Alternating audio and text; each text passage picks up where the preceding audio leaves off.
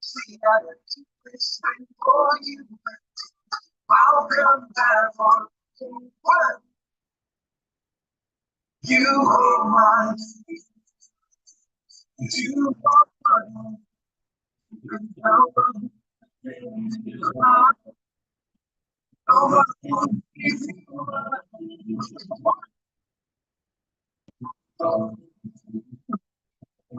On my mind, be so. Let's see what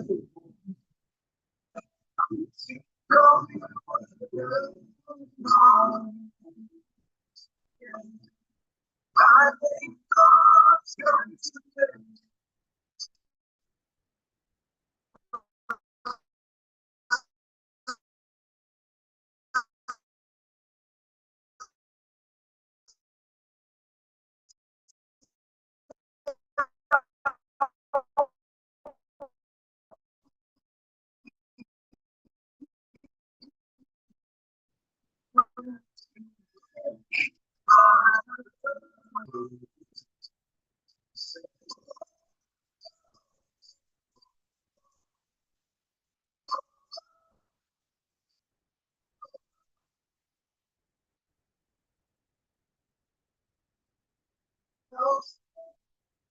I feel tonight,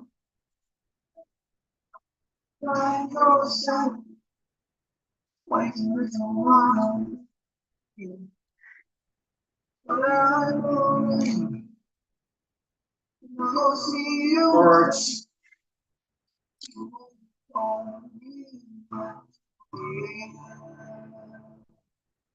Thank you for staying through.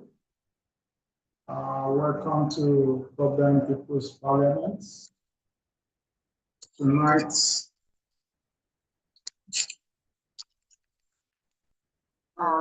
thank you for staying through and welcome to People's Parliament.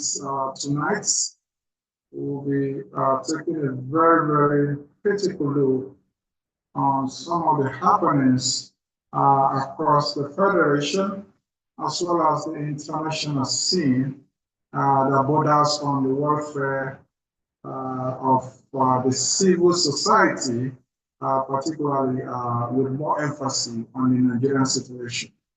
I remain your host on People's Parliament, Mr. Akok Christian, the chair, otherwise known as due process. It's a pleasure to have you join us via YouTube, via Zoom, to be part of this very, very auspicious program tonight, where we are going to be dissecting socio-political issues bordering on the Nigerian situation.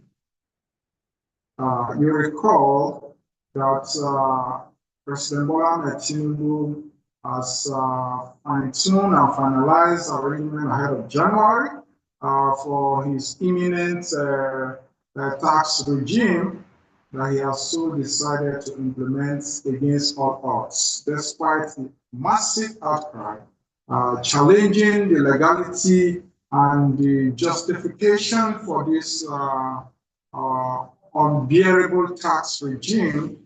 He has so far insisted on going on with it, and we'll look forward to the reaction of the Nigerian people come January, where the tax regime will gain a full implementation.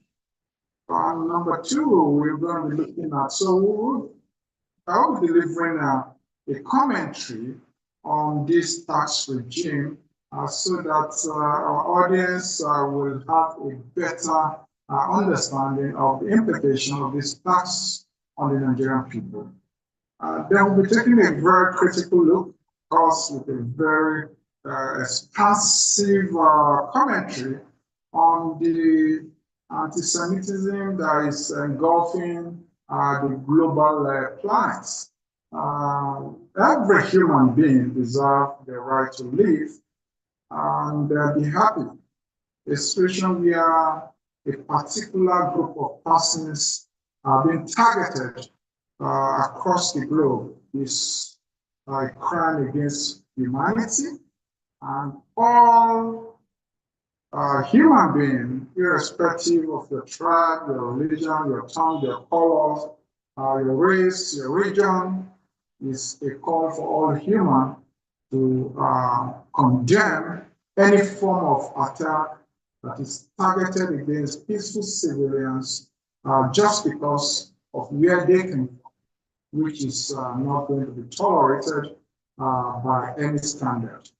So we'll be looking also at the escalating kidnappings on Nigerian roads. You understand we are now in the Yuletide season. Nigerians, uh, even those in abroad, are traveling back home to be able to share this wonderful experience of Christmas with friends and family that they have so missed for such a long time.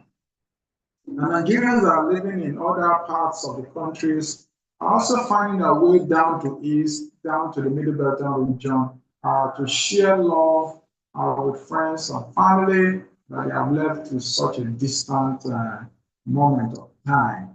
And we'll be looking at Akpabio. There's a breaking news. Senator Godswill Akpabio, the Senate president, was reportedly said to have collapsed, of course, for probably the third or even beyond.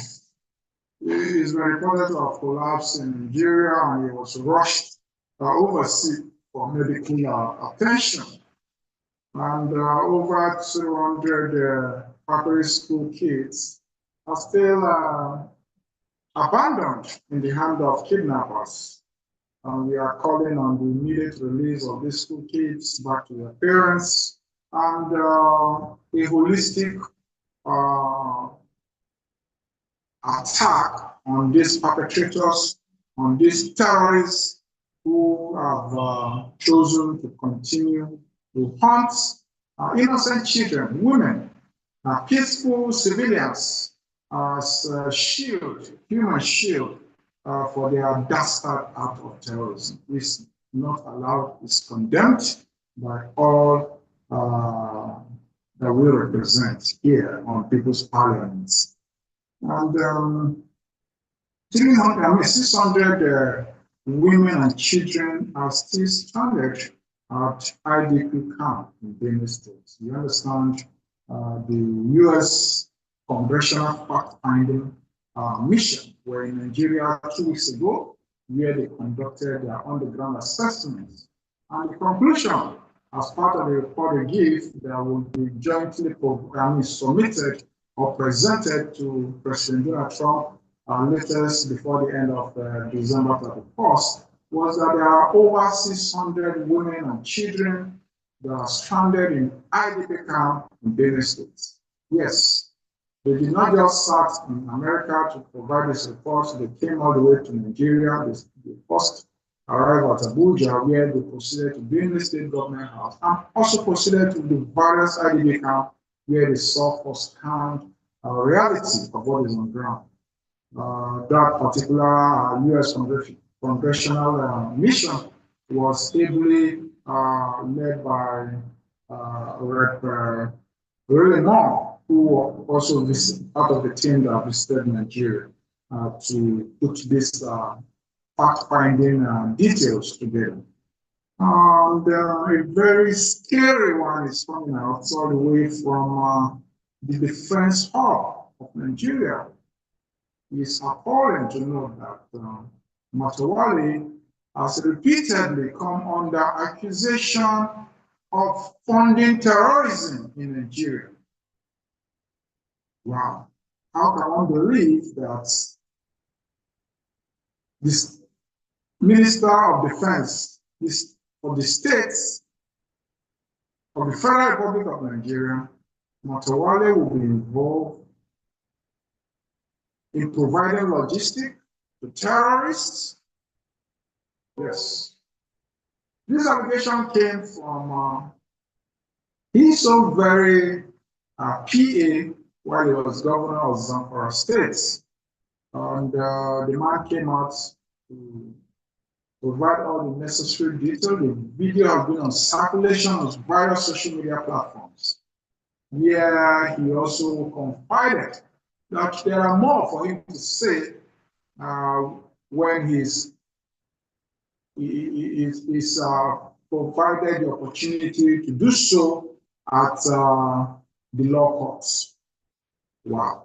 So how long? How do you expect a country that have a Minister of State for Defense to be entangled in sponsoring terrorism, providing logistics, providing vehicles, and all other logistic support to terrorists in Zamfara State? How does such a character now sit on the round table where security decisions are being made?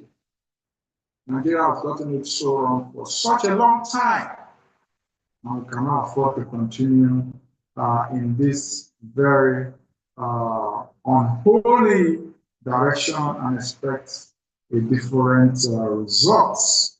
It is very bad, it is condemnable, and all 1 million Nigerians are expected to raise their voice on this complicity or funding of terrorism in Nigeria, because we cannot afford to continue to do the same thing while expecting a different result.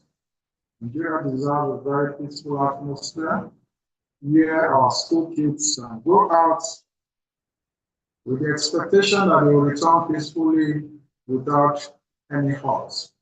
But today, we have a country where our school kids can no more go to school for fear of being kidnapped. As a matter of fact, schools in the Middle Delta region, as well as Northern region, have been shut down for fear of kidnapping. This is not a country that was handed over to APC Muhammad Buhari, president in 2015. We understand there were skirmishes of terror attacks, particularly they were restricted to the northeast. But what we have today is an entire national insecurity where nowhere has been declared to be safe. As a matter of fact, one could get kidnapped even in a sitting room. Yet, we have a ruling party gallivanting around, disturbing the peace of the neighborhood, under the guise that they are in charge. You saw the latest attack from, reaction from Wale Soyinka, who has come out of his country to also lament that the security detail that were attached to Tinubu alone, that have no official portfolio, is enough to be able to restore peace and order in the Republic. Well, at the point when we were complaining, he called the Obedient Movement all sort of name, calling the Obedient Movement headless mobs. But today, he's beginning to be on the complaining side. Some have alleged that it's probably because his name was not included in the ambassadorial list or ministerial lists. Yes, there could be an atom of truth in this matter. So tonight, I'll be taking us around circle of commentary. And if you are joining us via Zoom, please sit back and relax. As I take you through the commentary that has been prepared by COPDEM Media TV, where we'll be making this presentation on the realistic situation of the Bola Tinubu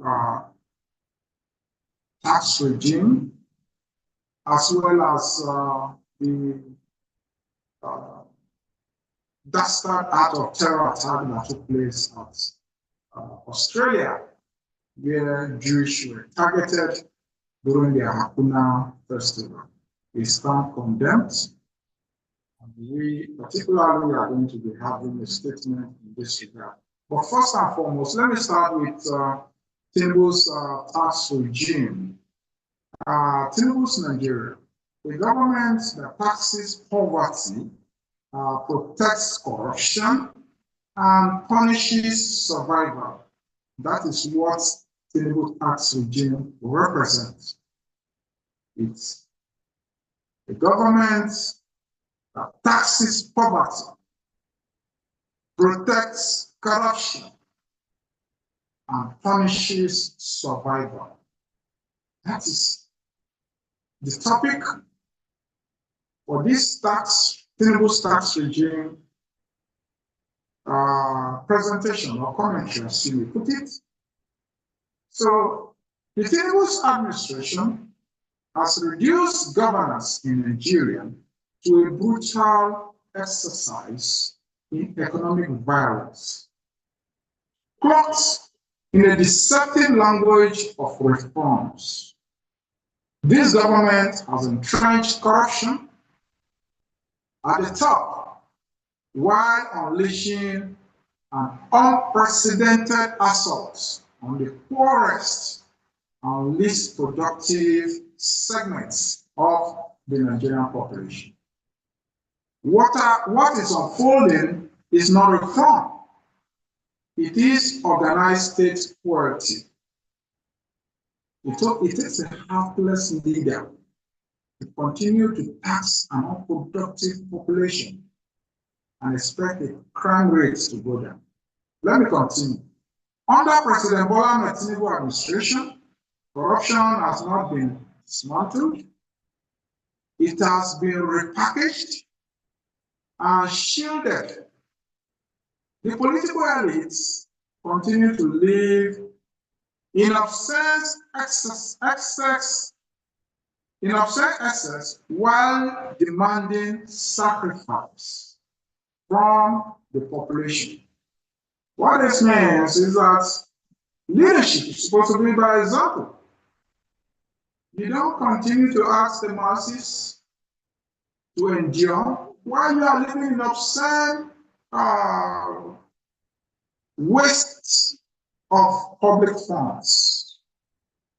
While demanding sacrifices from the population that has nothing left to give, government officials travel in luxury, in convoy, needless convoy. Almost 1,000 convoy. For what? Allocated, bloated budgets to themselves. Yes. And operate a system riddled with secrecy and impunity, all while preaching austerity to citizens battling hunger, unemployment, and insecurity. The Nigerian populace are battling hunger, unemployment, and insecurity. Yet, the government is giving them overbearing tax burden and telling the masses to be patient. Well, let's continue. The so-called 2026 tax regime is the clearest evidence of this administration's moral bankruptcy. Instead of fixing the economy, expanding productivity, industrializing the nation, or creating jobs, the government has chosen to tax failure. It seeks to extract revenue from an unproductive population, not because Nigerians are thriving, but because the state has failed catastrophically in its most basic responsibility. The primary responsibility of any state government is to provide security of lives and property, provide welfare for the people, provide enabling environments that will make businesses to thrive. But what has Bola Ahmed Tinubu done? Nothing other than to tax and tax the unproductive population of Nigeria. This is economic absurdity bordering on weakness. You do not tax people into productivity. You invest them into it. You remember, Mr. Peter Obi has consistently said this, that you don't tax an unproductive population, right? You don't tax people into poverty. You don't tax unemployed Nigerians and expect them overnight to become rich. Rather, tax should be a function of production. So when you tax a productive population, there will be no economic burden on the masses. That is what that means. A government that cannot provide electricity, you do not tax hunger, joblessness, and despair. You eradicate them.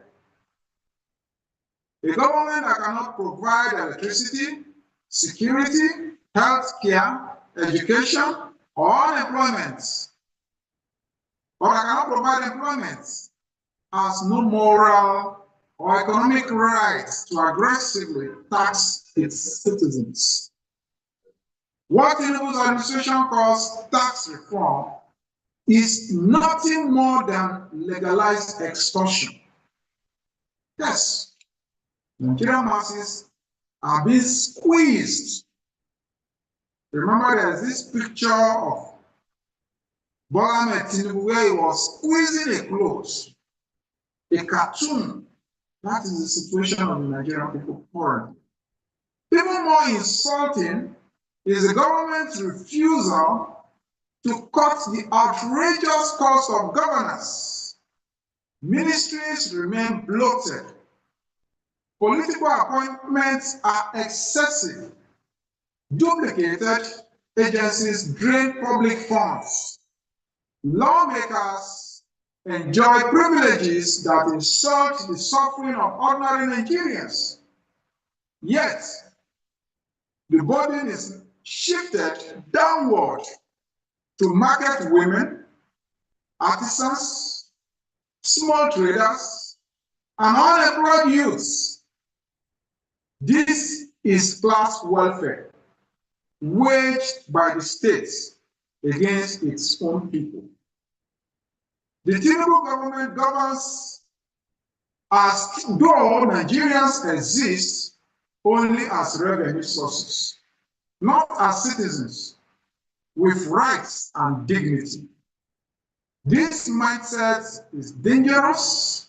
It breeds resentment, fuels social unrest, and accelerates mass migration as citizens flee a country that punishes survival and rewards corruption. This justifies the reason why we have a lot of situation of jackpot. Nigerians are beginning to fly out of Nigerians, leaving the country because the country has been made worse. The suffering masses have been overtaxed and suppressed to undue economic situation.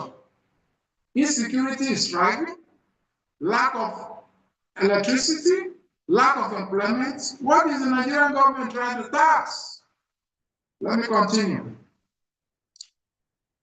Tinubu government governs as though Nigeria exists. It breeds resentment, fuels unrest, and accelerates mass migration as citizens flee a country that punishes survival and rewards corruption. Let me continue. What makes this administration especially dangerous is its insistence on discipline for the poor and impunity for the powerful. Anti-corruption has become selective and weaponized while systematic looting continues, uninterrupted. Trust has collapsed, and no tax system can survive without trust. You cannot demand compliance from a population that sees governments as predatory. You don't expect compliance, rather you expect resistance. So going into January, we are hereby anticipating a year of civil unrest a year of protests and mass mobilization, a year of social disenchantment, a year of citizens' disobedience, social disobedience, civil disobedience, and a lot of social unrest are anticipated ahead of 2026 because the suffering Nigerians will not get better because the tax will come in full force from 2026 January. It is on this note that COPDEM Media TV has chosen to present this very brief commentary on Tinubu tax regime. Ladies and gentlemen, this is how far that we can take for tonight in terms of the commentary regarding Tinubu economic policy. Before we call short this tonight's program, if you are joining on Zoom and you want to have a conversation on the highlighted topics for discussion tonight, we have been able to present a commentary on Tinubu's tax regime, escalating kidnapping on Nigerian roads as Christmas seasons approaches. Of course, Akpabio has been reportedly flown out of the country after collapse. Over 200 Pakuri school children are still languishing in the forest while Nigerians are moving on. What a heartless country. What a heartless country. Those over 200 school kids that are at most 14 years, 13 years, 12 years, 6 years are all human beings. They could be your children, they could be my children, they could be your sister, they could be your brother. Where is your conscience that you have chosen silence while the country is burning? I make it up to you to use your voice. If you cannot come out to protest and demand justice, you should be able to use your voice to speak out. So, dear Nigerians, well-meaning Nigerians, this is a battle for all. It's not a battle for Peter Obi. It's not a battle for Atiku Abubakar. It's not a battle for anyone in particular. It is a battle, a collective one, for every well-meaning Nigerians. We cannot continue to endure a country that has been turned into a war-torn zone. As I speak to you, over 600 are languishing in IDP camp in Benue State, and the governor is busy denying genocide. That is how shameless Nigerian politicians are when saddled with leadership responsibility. They tend to go blind. They tend to pretend to be sleeping when the house is on fire. So if you are on Zoom, you are at liberty to unmute and have a contribution on the subject matter. Do we have any guests on Zoom to be part of this program?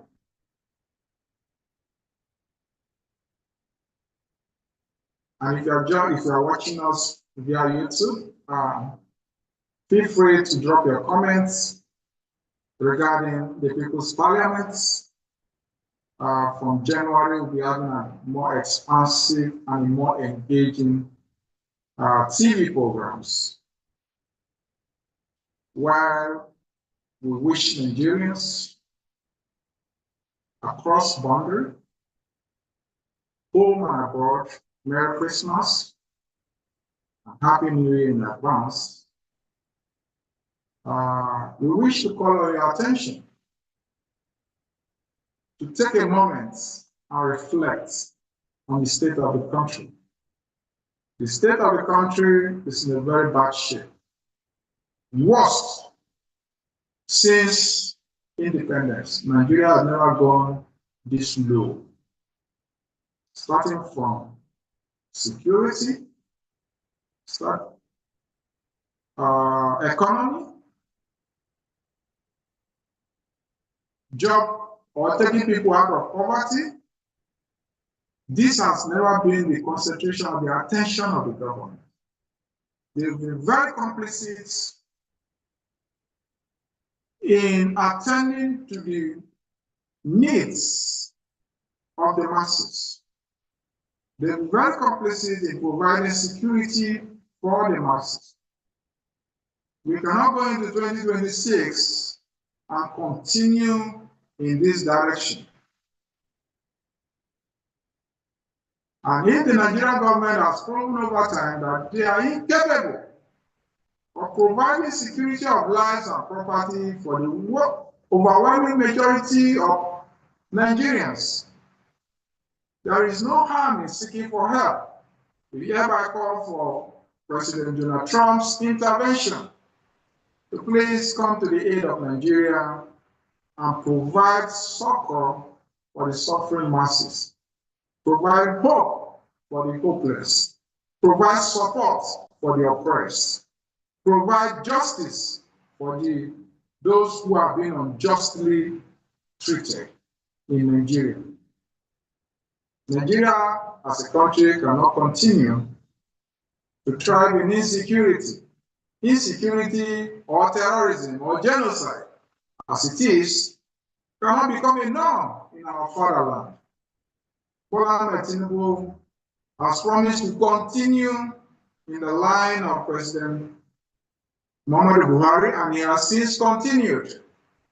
This is not a positive achievement. This is a very, very negative antecedent, a very negative record that he has chosen to live for himself. How will you feel when you see a child being named Tinubu in your neighborhood? How will you feel? During Goodluck Jonathan, we had a situation where parents were naming their children after Goodluck. Goodluck Jonathan. There were many Goodluck Jonathan in many families today because of the achievements and the good governance that Jonathan was able to provide. But how many families will today name their kids as Bola Tinubu? How many Nigerian families will do that? As a matter of fact, naming any child Bola Tinubu in Nigeria is automatic bad luck, because the such child, even if he is not directly the one that is perpetrating this evil on Nigerians, will definitely inherit the enemies of Bola Tinubu's administration. So a good name is better than riches. And the good name currently, Bola Tinubu does not have it. There is no two ways about it. We are calling a spade on People's Parliament. This is COPDEM Media TV. We say it as it is without missing words. Friends, listeners, viewers, this is where we draw the curtain for tonight's program. Until I come your way tomorrow, thank you for staying true. Thank you for subscribing to COPDEM Media TV. And for those who have not done so, please be at liberty to subscribe to COPDEM Media TV so that we can have a more robust platform to project the true Nigerian story as it is. I remain your host, Mr. Akon Christian, okay? Otherwise known as due process. Thank you, and God bless you. Bye-bye.